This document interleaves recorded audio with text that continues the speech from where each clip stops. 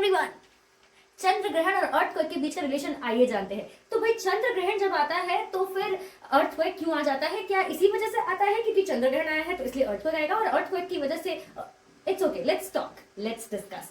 सो सबसे पहले जान लेते हैं कि अर्थक्वेक्स और चंद्र ग्रहण होते क्यों हैं, लूनर एक्लिप्स एंड अर्थक्वेक्स, और उसके बाद बात करेंगे इन दोनों के बीच का रिलेशन। सबसे पहले देखते हैं भाई, जो ये लूनर एक्लिप्स होता है, चंद्र ग्रहण जिसे हम कॉमनली जानते हैं, वो तब होता है जब हमारे अर्थ की, मून की और सन की पोजीशन ऐसे अलाइंड हो जाती है और जो अर्थ है वो सन और मून के बीच में आ जाता है, और इस वजह से जो है एक शैडो क्रिएट हो जाती है और हमें मून दिखता नहीं है और इसलिए अंधेरा हो जाता है। कई बार हम अपनी माइथोलॉजी के अंदर भी बात करते हैं कि भाई चंद्र ग्रहण जो है बहुत ही ज्यादा खतरनाक होता है, इस वक्त खाना नहीं चाहिए, पानी नहीं पीना चाहिए और बाकी सारी चीजें। पर अगर हम साइंटिफिकली देखें तो it is just the position और the alignment of these three bodies, जैसे कि sun, earth and moon in the same line as you can see on the screen.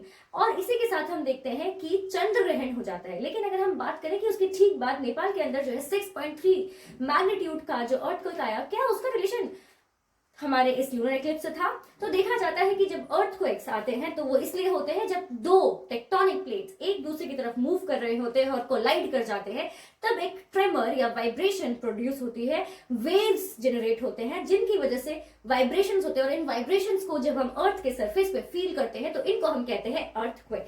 और बात करते हैं कि भाई नेपाल के अंदर क्यों इतने अर्थक्वेक्स आते हैं, तो हमें मालूम है कि नेपाल एक ऐसी पोजीशन पे लोकेटेड है जो दो प्लेट्स के कोलिजन पॉइंट्स है, और वो जो प्लेट्स हैं वो यूरेशियन और इंडियन प्लेट। तो देखा जाता है कि जब सालों पहले, millions of years ago, when the Eurasian plate and the Indian plate collided, Himalayas were formed, and we see that the impact was so high that the impact of the collision was so high that the mountain is still rising, and that is why we see that Nepal experiences earthquakes often. और अब बात करते हैं relation की, तो देखा जाता है कि कई सारी ऐसी साइंटिफिक स्टडीज की गई है जिसके थ्रू हमें ये रियलाइज होता है कि कई बार जब टाइड्स आते हैं तो मून का जो ग्रेविटेशनल फोर्स होता है अर्थ के ऊपर वो इतना ज्यादा हाई होता है कि देखा गया है कि अटलांटिक ओशन के अंदर बड़े सारे मैग्नीट्यूड वाले अर्थक्वेक आए हैं। और कहा जाता है कि सुमत्रन जो हमारा 2004 का जो सुनामी था, उस टाइम पे भी मून बहुत एक्टिव था। तो क्या रिलेशन है? तो मुझे कमेंट सेक्शन पर आकर बताइए। And this is Varsha Mukherjee signing off. Keep watching this space for more current affairs and GK. Let's crack it. Bye bye.